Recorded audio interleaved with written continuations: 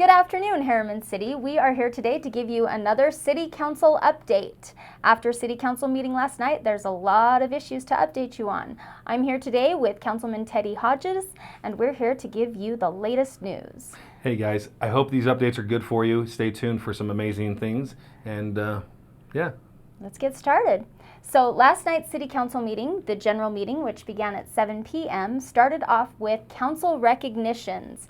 This recognizes amazing people in our community, and last night was like no other. There was a lot of reason for recognition and celebration last night, so tell us about it. Yeah, most definitely. We had an amazing night last night. If you watched the first 10 minutes of General Council meeting, you will be impressed. We got to recognize 2 amazing state championships. We'll get to those in a second, but first off, an amazing member of our community. You probably see him every day walking or jogging down the street and waving and saying hi and good morning. His name is Jim Kaczynski. And the accolades not only his wife gave, but hundreds of people on Facebook and social media just came out in numbers just saying how amazing this guy was. So here's a wave for you, Jim. I hope you're having a good morning. We also got to recognize Mountain Ridge Girls Lacrosse. They won the state championship. They did. Not only did they win a state championship, but they have multiple All-State, All-American, All-Conference players. Mm-hmm. A lot of them had academic awards. Geez, yeah. An amazing group of young ladies. It was exciting. They're going to go places well beyond Harriman, and hopefully they come back to coach and help our youth. We also got to recognize Harriman High School soccer.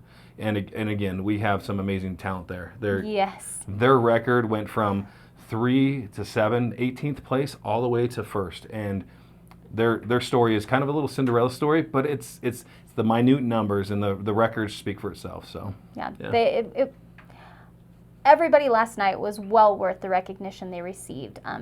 So many great accomplishments and so many good deeds by people in our community. So it was great to see. And I think that's one of the things that this new council and this last year have implemented that have really bolstered the community support and the action, and actually seeing people in these city council meetings. It's kind of fun. The energy is different. It is.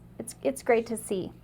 So let's jump right into business. So there were several ordinances that were put before council last night. The first was a zoning map amendment for roughly around 50th West and 125th South.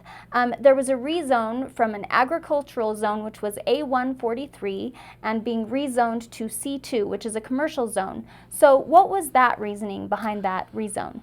So right now we're trying to clean up some of the zoning areas where we want commercial, and we have a wonderful partner that's actually bringing some good amenities to this area. It's basically just west of the Auto Mall area, and so it's going to be in line with what we propose to be there on our general plan, and what we want to see there is a commercial corner. So yeah, that'll be great. It'll be a great amenity for the city, adding more services for our residents. Most definitely.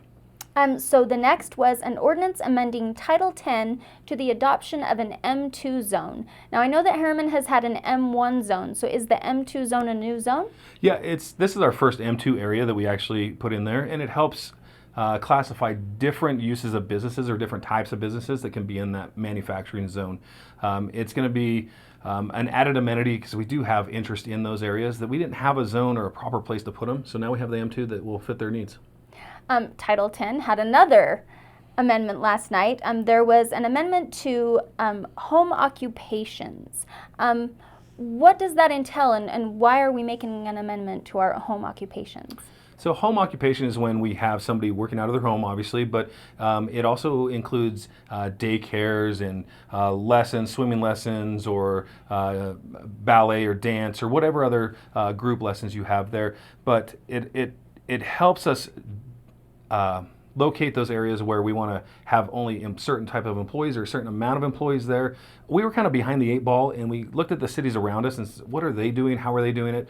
And we came to a pretty good compromise of where we're allowed to have 2 additional employees, off-street parking, so we don't encompass or impact those streets or those service areas where people are living. And we want to make sure that you're not running a factory or industry out of your basement, but where it's just kind of that auxiliary service for those needed neighborhood businesses. Yeah, I think that's a really important thing for the council to consider as they look at these home occupations, is that impact to surrounding neighbors. Most definitely.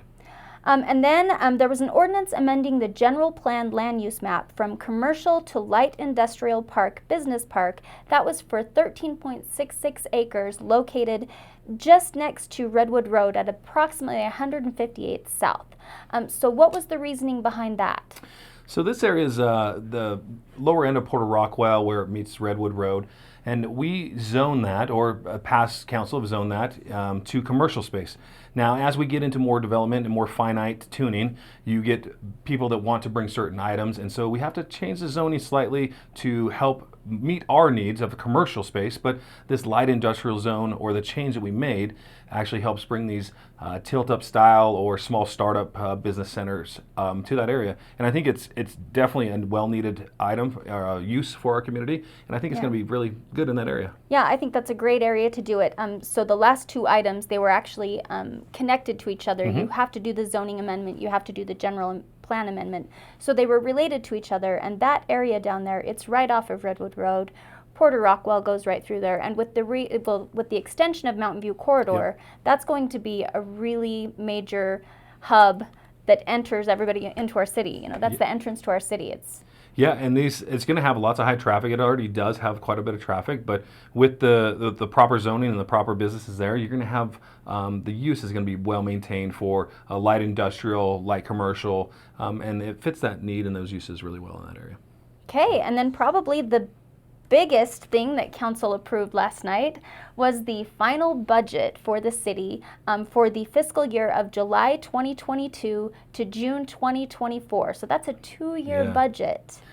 Yeah, this was a big, heavy task. Not only did city staff do numbers of hours of work on this to prepare all their smaller department budgets, but our finance director did an amazing job putting it together in a forum for me to consume easily, because this is my first year going through a budget season on this level, and it is intense, and it's amazing the work they did. So having a 2-year budget actually sets us up very well for projections and knowing where we're at as a city. And I think, I mean, not only did we approve budgets, but we're approving tax rates, and we're approving master fee schedules, and a couple of auxiliary things to help our citizens stay better informed of what they're going to be charged when they come in, and then how we're going to use their tax money appropriately. Yes, so it was a really busy night last night for City Council. In addition to the general meeting, they also have the work meeting that takes place prior to the general meeting, where they discuss items and work through items that are going to be presented in future general meetings.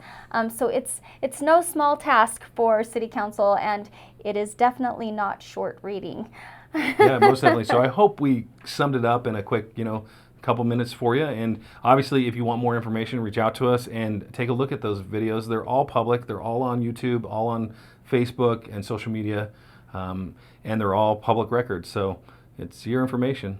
Yep. And it looks like we will see you hopefully later on this month in a City Council meeting. It is scheduled during a very important week for Harriman, so there could be maybe some reschedules there, but we'll see. Yeah. We got big Harriman Town Dates coming up, but June 22nd is our next scheduled meeting. But like Tammy said, it could be pushed or moved. So if you don't see us in June, you'll see us in July. Okay, well, thank you everybody for joining us, and we'll see you next time for City Council updates.